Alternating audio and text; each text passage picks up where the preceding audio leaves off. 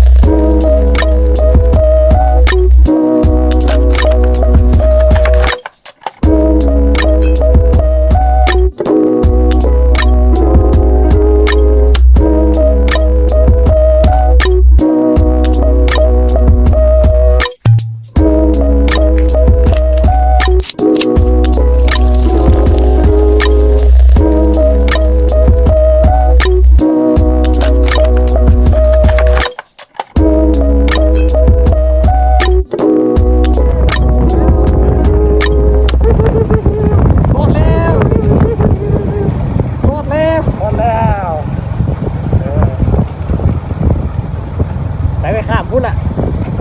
นี่เอ็กซ์เพรส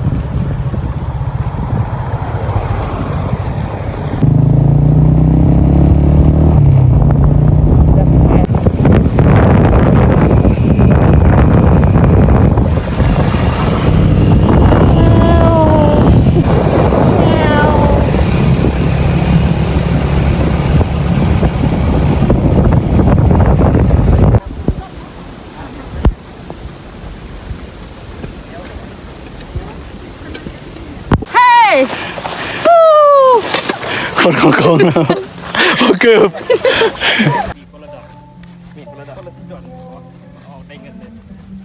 เอาเนาะเดี๋ยวก็มาฮอตแล้วเนาะพุ่งหัวโลนคือว่าแล้วไปตังเคียมแล้วนี่แหละ ฮัลโหลสำย่ายบ้านใหม่ นี่หนทางอีกยาวไก่สู้ต่อไป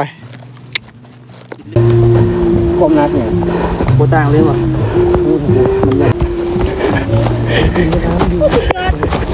สวย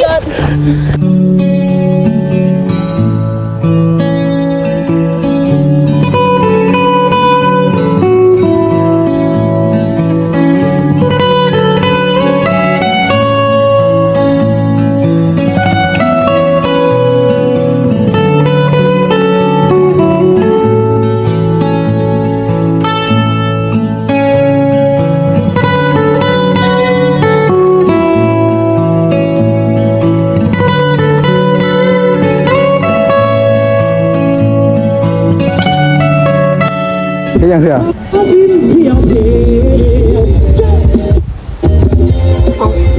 ลำโพงหันลืมเสื้อไว้ในกันเลยนี่ไงเสื้อสูบสาไม่แก้มเป็นเบิร์นและเดินอยู่บนขาซ้ายเป็นลูกสาวไผ่คือมันงามแต่ละเบื้องหลังของการที่ได้หูปหนึ่ง จะคุมจะกันนะ 3 2 เฮ้ย ท างนั้นก็กำลังบีบย่างภูเขาขณะนี้ฮอนนี่ก็ซ่อมยางซ่อมเมื่อยแล้วเลยเพื่อมืออื่นสอดเศร้านี่เนาะมาตั้งแคมป์ผู้ชายเฮาต้องเฮ็ดกินให้ผู้หญิงกลางเต็นท์พร้อมส่วนผู้หญิงเนาะโอ้ยนี่สร้างภาพเรามายืนไว้กันละ เป็นจินเทอร์แมนแน่ตีล่ะ ได้เมนูอย่างมันนี่ นี่วะว่าสิเอามาเฮ็ดหมูชิ้นด้านหมู ฮะ แต่เลยได้อันหมูจืดแทน เมนูที่2สิกินยังไง เมนูที่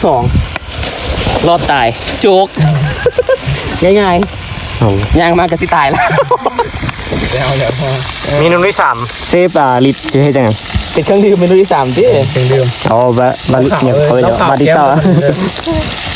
เราข่าวเลยโอ้ย ได้ปะ ได้เอาไม่เนาะเซฟลิตเขาพย่านน้ำมันอยู่แล้ว โอ้โหบยานดี แตกแกคนลูกเดียว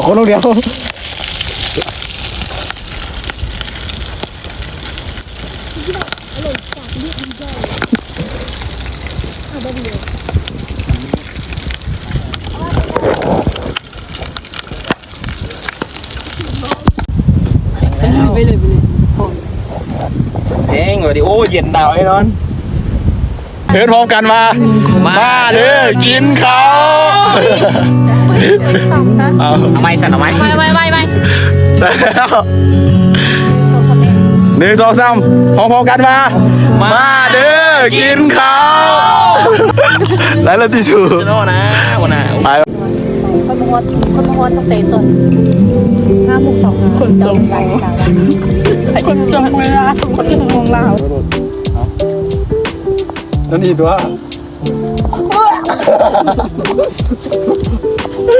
มานี่มาแล้วของมีจำกัดนะ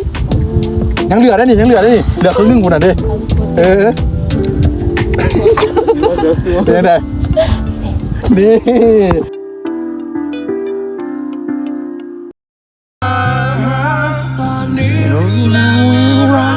จะมีค่า ใส่มือในสีแดงนี่เดา ไม่แล้ว ดีแล้ว กลับมาได้หรือเปล่ากลับมาหาฉัน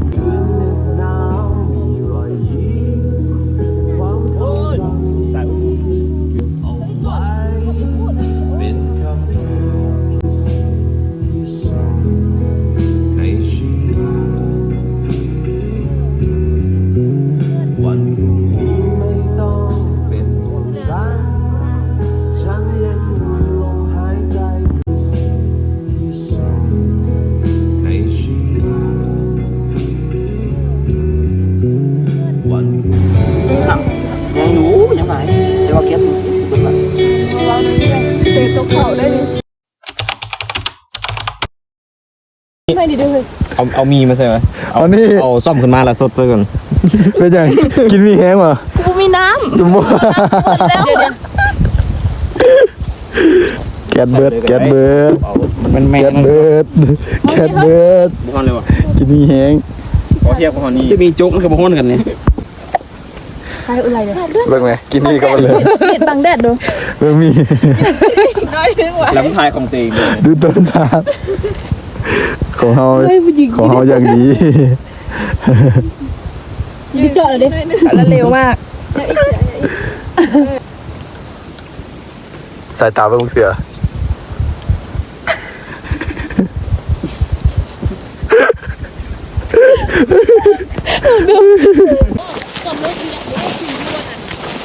ไปจะได้เสือ มวนคุ้มค่ากับการเดินทาง ถึงทางสิยากับคุ้มค่าเนาะ แม่น300 กว่ากิโล คุ้ม